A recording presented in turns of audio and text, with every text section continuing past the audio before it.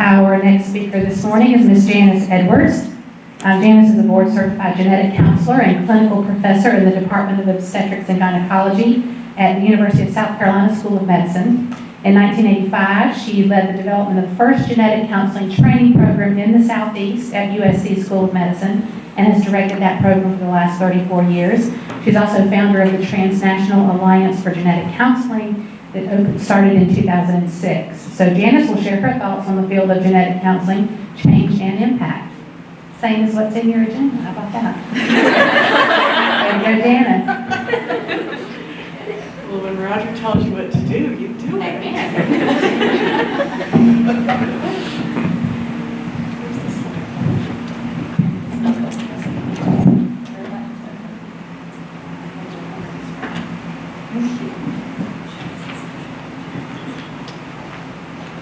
It is fun to be here. It really is fun to be here. I feel like I'm coming home because I know so many people in the room, and you've helped us so much as the GBC over all my career in South Carolina. So it was fun to put the talk together and to think about what we've done together. We've talked this morning, Mike alluded to the fact that genetic counseling as a profession has virtually exploded with lots and lots of opportunities for master's training certified genetic counselors.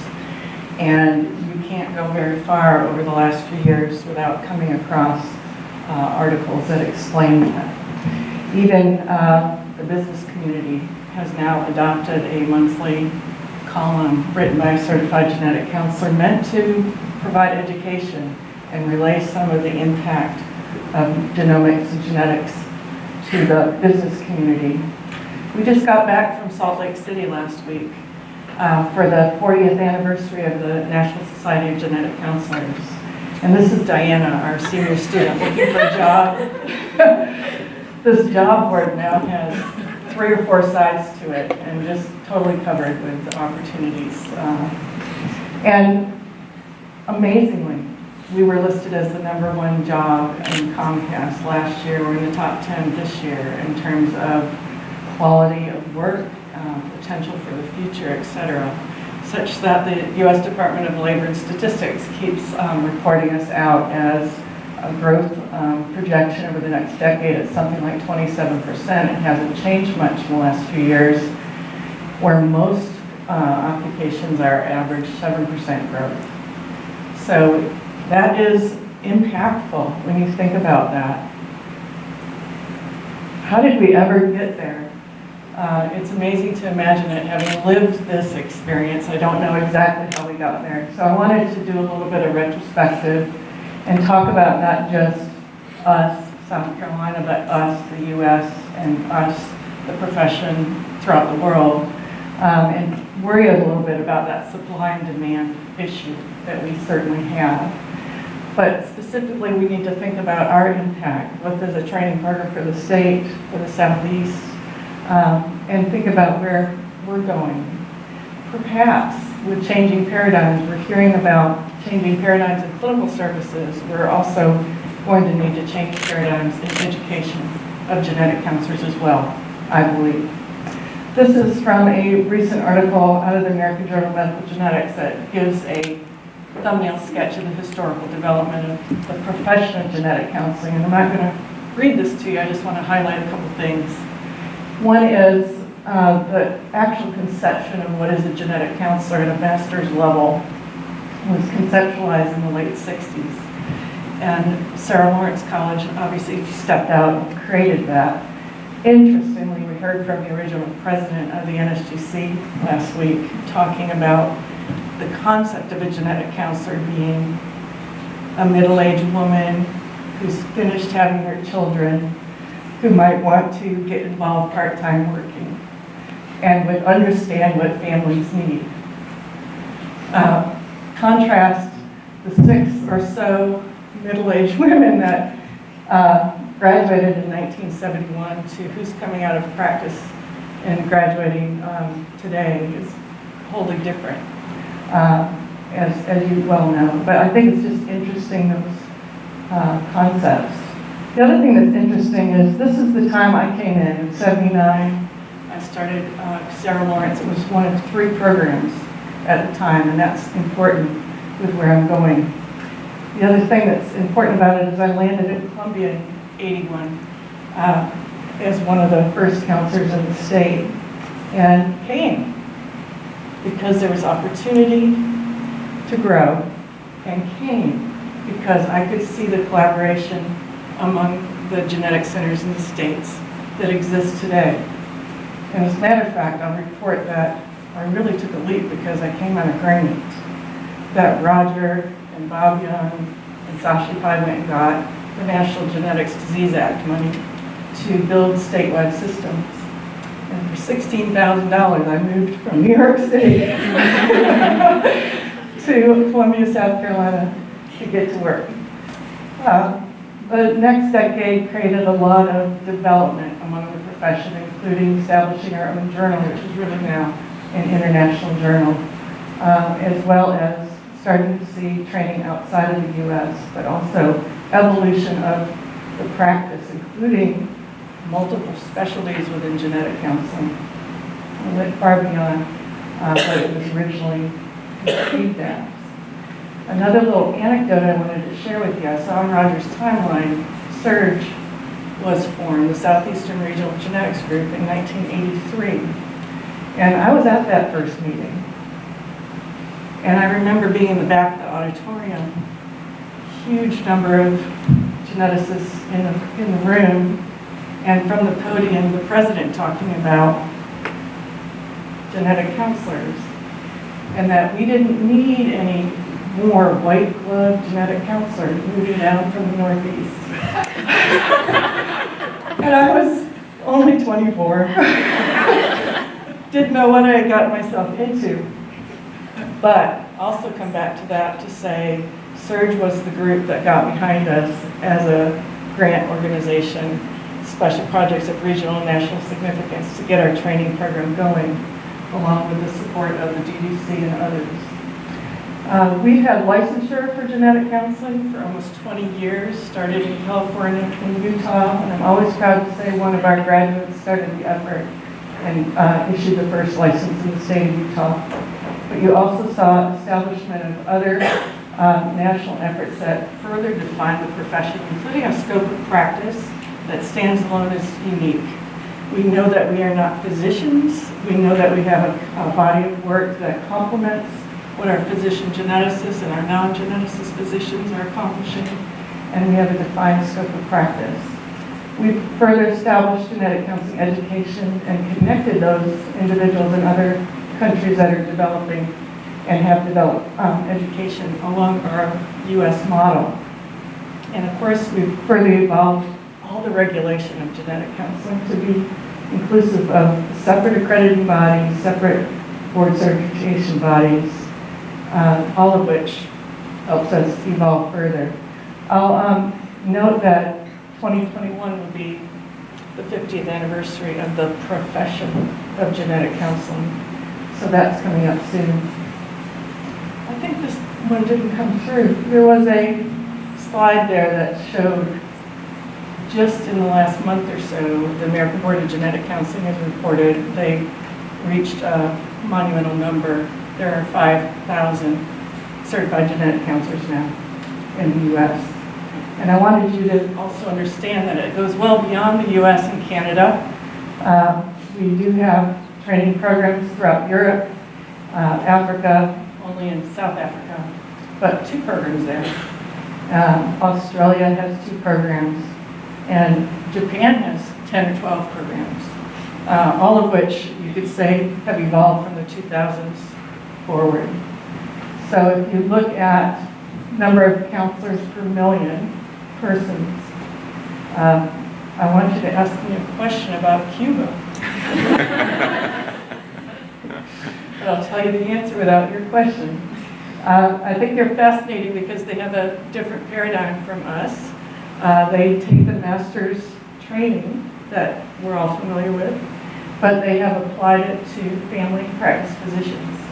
And they bring them into the National Medical Genetics Center in Havana, and then they put them out in the primary healthcare scene where they can do all of the triage and all of the initial work that makes their system work well.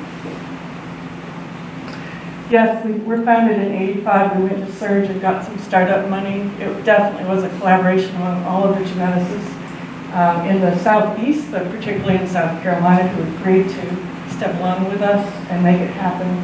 And we've been following in the same trajectory with now 225 graduates. We are almost near starting a huge self-study and new curriculum planning. So this has been kind of fun to think about this talk, because I'm also thinking about how we're going to build this program for the future. It's got to change. There's got to be new things happening.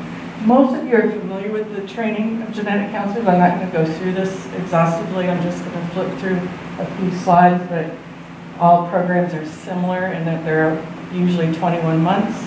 They have a significant didactic component that's classroom focused, a significant clinical experience, and have some sort of research study as well. We track our students through both medical genetics and science underpinning, and we follow them every single semester with skill development around counseling and dealing with families. We are very focused on service learning components because we want our students out in the communities, being with real people and helping families along the way. And many, many experiences in our Columbia community and beyond. You will see a USC genetic counseling student. In the Maymester, we're lucky enough that we can come up and visit with your laboratorians and have a mini lab experience for our students. And so many of you come down our way and give in-person didactic lecture that we're so grateful for. We send them out in the summer. We're really ready for them to go. You invest so much time, and we know that they're ready to get some experience. So we do send them out outside of our network usually, and that's usually across the country and also abroad. I'm going to see if I can name it all for this summer. We're going to Seattle, we're going to LA, we're going to Dallas, we're going to Grand Rapids. I'm missing somebody. We're going to Edinburgh, Plymouth, England. Aubrey, where are you going? Cape Town, South Africa, and New Zealand. Did I get everybody? Where are you going, Taylor? UNC Chapel Hill. That's right, but it's amazing when they come back what they learn. We do also outreach education because genetic counselors are at their core educators and communicators. So our students are also in classrooms, Spring Valley High School, Chapin Middle School, Columbia College, sharing the information. And we have what we call just a beautiful core network of rotation experiences for our students where the real learning happens. And I had a student say this to me yesterday, you learn it in the classroom, you learn it in the classroom, you learn it in the classroom, you're just so hungry to get out there and do it and see it. And then it all comes together when they're out experiencing these, what I would call traditional rotations, because they're focused in cancer, they're focused in peds, they're focused in prenatal, and they get some specialty experiences along the way as well.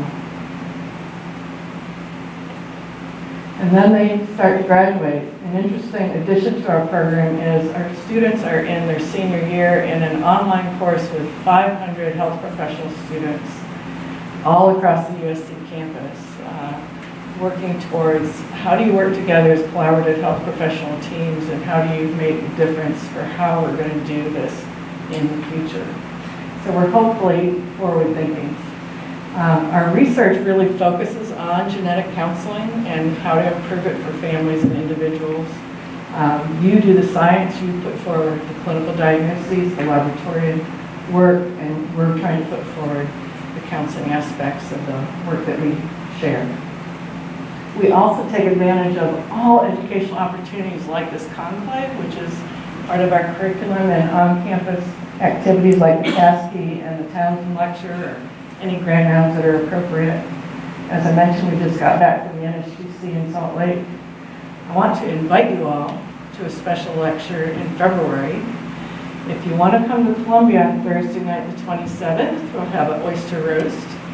And on bright and early on Friday morning, the 28th, Tony Gregg, the current president of the ACMG, will be presenting future paradigms for our field. And if you can't come to Columbia, we're going to make a Zoom link available to you so everybody can hopefully connect and hear some comments. And I'm happy to report, you are the first to really hear this. We have just decided we're going to do the next TGC conference in Cape Town with the International Congress of Human Genetics in 2021. So things have happened really rapidly. There's a huge expansion in genetic counselor education that is tracked with the number of jobs that have been created around genetic counseling, so that I am flabbergasted by the fact that there are 50 programs taking students this year. And we expect over 500 new genetic counselors to start training this coming year. But I'm also heartened by the fact that the applicant pool has pretty much doubled in recent years, and they're a high-quality pool of applicants. I also am flabbergasted when I had to put together this list for my dean recently. And I sat and thought about our alum. I went through the list of our alum, and I wrote down where our alumni have been directors of genetic counselor education programs. And they have impacted at least a dozen training programs, including 5 USC graduates that have founded programs at other universities. So when you start to talk about impact of that idea that we took to Surge in 1983, 84, it's been quite significant when you think about that big picture. But we are in an era of problem because we do have a supply-demand issue, and we're not quite sure how we're going to fix all of that. There was a study done in 2017 looking at people that had changed their genetic counselor positions in just the last 2 years, and they documented what we all have felt, is that about 72% of people that changed their jobs went from clinic jobs to industry jobs. And that is significant. We do also know that keeping a genetic counselor, or keeping any employee, has to do with their satisfaction in their position, right? What they intrinsically gain from that position. I want to remind ourselves that we are genetic counselors, and all of these students come to this field because they want to serve the patient, and they are mostly interested in that intersection right there. So they come to the field for that clinical experience. I don't think you know a genetic counselor that will say, I came to genetic counseling because I want to work for a company that does genetic services. They come to see patients. So that's a really interesting thing for us to remember. But when you look at professional status surveys that the genetic counselor profession does, they do try to figure out why do people leave, and these are the big two. Whether they feel like they have an opportunity to keep growing as a person, their skills and their experience, advancing where they are. And of course, everybody's worried about salary, but also aren't the intangibles. There's a big uptick of remote work, genetic counselors working from home, and having more flexible schedules. And some will say that's millennial focused. I'd say I'd like to work from home one day. What about us?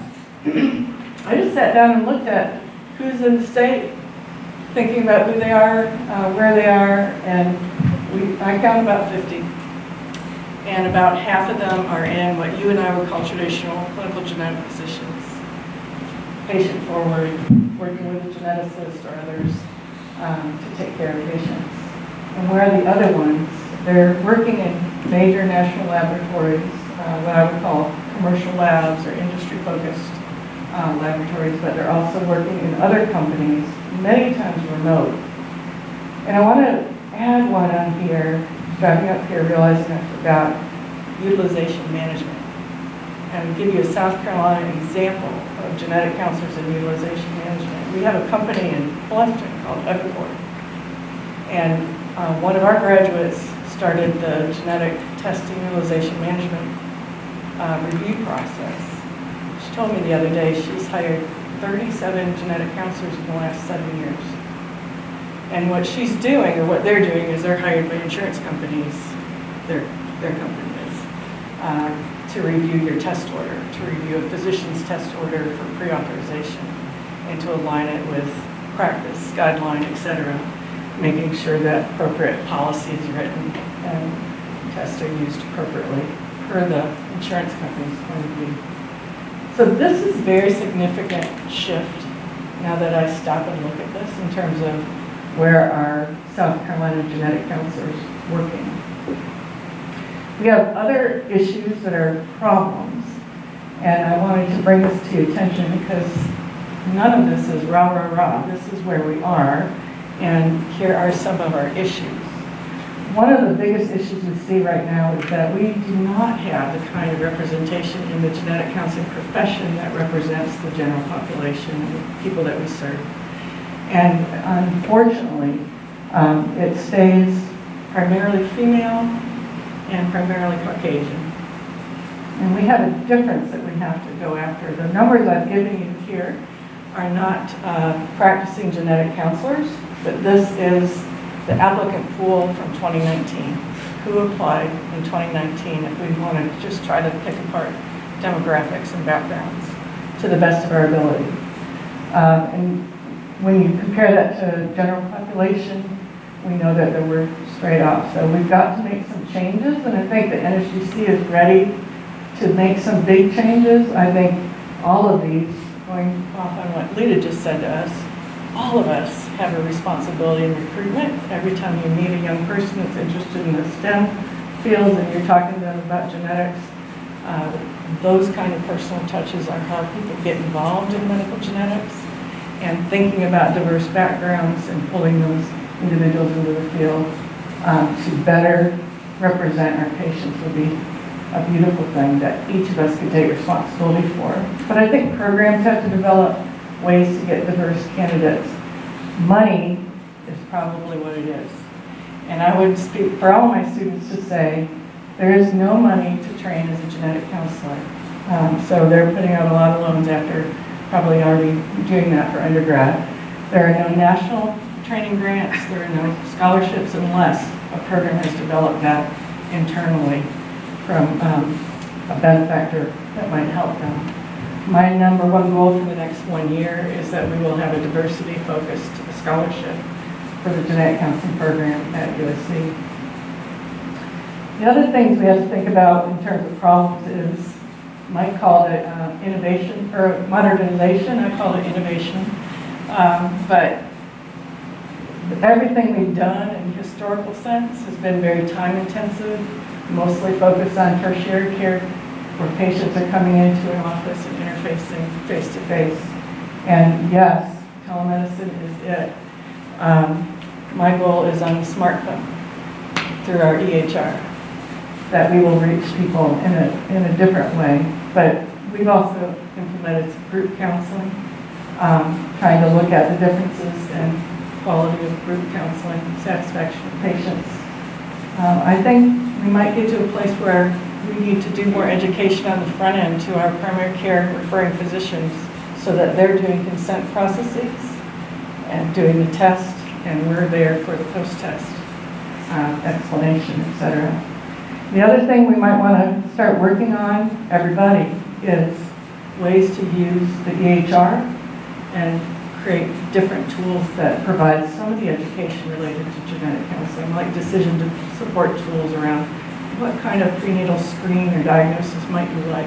There's such a variety and menu of them today. Perhaps even some video education. But I think the biggest thing that's our opportunity that's right before us is the fact that these large health systems are forming. They're all on electronic records, and being able to interface with physicians and their patients through the electronic record system and the collaborations that are immediately formed. I've had that minor experience at my office in that we are now a group of over 700 physicians in an EMR, so that when the central lab finds somebody, a physician ordered, say, for instance, a breast cancer BRCA 1 or 2 study, they'll ask us to review the situation. Is the family history indicative, etc. And what I have found is that I can contact that physician. I'm in your practice group. I'm a genetic counselor. Let me think about this with you. And the physician has been very open to the help and support of a genetics professional talking through what might be the best next step for that patient, while I'm saving healthcare dollars for my health system, which is where it's all going to be, right, in the next 5 years. And I think Prisma Health, being in Greenville and Columbia and 2/3 of the state, has a lot of potential for us to assist, so to speak. Training programs have a lot of difficulty ahead of us because the content is exploding. You have 21 months to put in a lot of content and curriculum. And each new area that evolves deserves its due attention and a curriculum to train an appropriately ready genetic counselor. So does our service model have ways that we need to evolve? And Mike really talked about this quite a bit in terms of taking a different way in which people enter into genetic counseling services, getting away from the traditional in-person and maybe supporting a physician by consultation on what's the next best step, or doing it remotely. I'm going to underscore the support staff and the genetic counselor assistant, not just as a way to support genetic counselors in practice, but also to evolve the pipeline of genetic counselors coming into training. Because in our own experience, what we've seen is the students that come into the training programs, having been genetic counselor assistants, have a grounding upon which we can build faster and more furiously. And we can add more content to the education should they have had some of that experience going into it. So I think there's going to be paradigms that change in training. Right now, our students have walked out with a degree. They have personally counseled 125, 150 patients across a diverse number of settings and observed many, many more. But they've got a lot of substance in their training.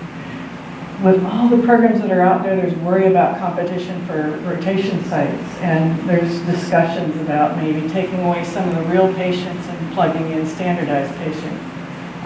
There's discussion about watching their development by competency development and milestones, much like the residency programs are doing now.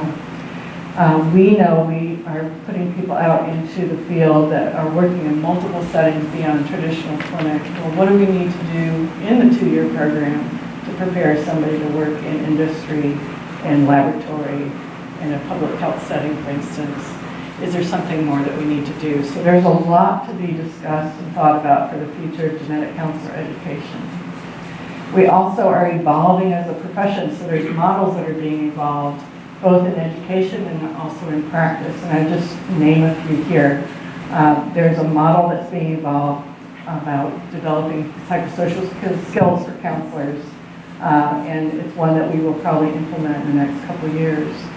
There's a large effort towards motivational interviewing, addresses the 4P type of medicine that Dr. Shore was mentioning. But if we're going to get to prevention, counseling people about prevention and giving them motivational type of interviewing techniques to help encourage them towards prevention rather than the traditional non-directive genetic counselor, one that's encouraging prevention. The genetic counseling outcome scale is probably the best right now model we have for are we doing any good as genetic counselors? And this was developed by European colleagues, and it's been tested over the last 5 to 10 years. But these things all will need to be incorporated as we develop the programs and become more sophisticated. Some will say genetic counselors are not just going to do the one-on-one education, they're going to develop the educational tools that are provided. So we probably have to train a little bit more about how to develop educational tools. Did you see this week? This is in Vitae's announcement Monday, that they obtained Clear Genetics, which has GIA, a chat box. And the intention is that Invitae will develop a chat box to interact with the clinicians that are ordering tests, the patients that are receiving information and results. And I bring it to your attention because this is also, the likely direction we're going in. And genetic counselor is going to be, no doubt, behind that chat box, along with a lot of tech people. But Invitae is interesting altogether, I think, and I talk about them from afar because I don't think I've ever even ordered a test from Invitae, but a lot of my colleagues do. But I've just watched their marketing all these years. They are very aware of what genetic counselors are interested in and what they want. And not only for taking care of patients in terms of do the pre-auth, keep the costs low, very quality reporting, very accessible experts, but also in terms of where they're going in the future. Genetic counselors recognize what genetic counselors need and want. And I don't know how many genetic counselors order out of Invitae versus other programs, but I know that they're very focused. And of course, led by medical geneticists, but genetic counselors in the executive team. I think I'm going to leave it by just mentioning where we are in terms of recognition of the profession. I consider genetic counseling an advanced practice provider, and I don't know if you do from the comments you said earlier, but we still are working towards licensure and full recognition.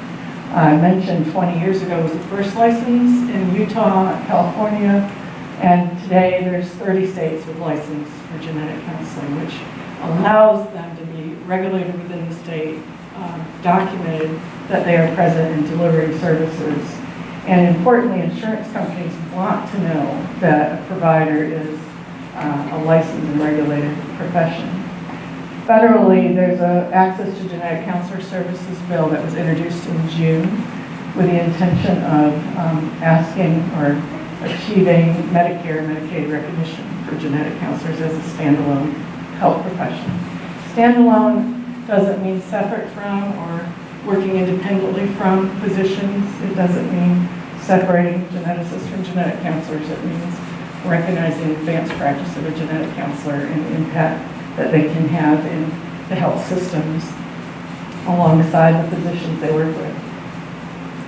And I wanted to say a special thank you to the Greenwood Genetics Center because only because of your vision, along with us, shared vision for the idea that we could bring this education to the state does it even exist.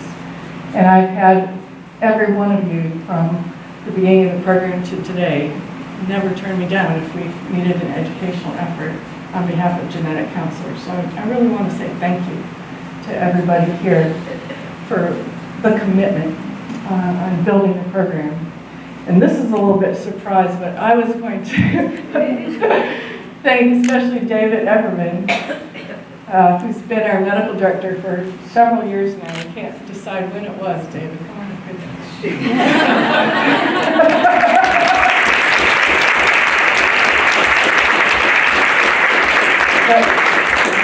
David is what I consider a quintessential geneticist. He's been such a careful person in every effort that he's extended, both in accreditation, admissions, lecturing one-on-one with students, and advising students in their career paths. But the faculty wanted to grant him the Richard R. Ferrante Friend of the Genetic Counseling Program for 2019 because of all that effort.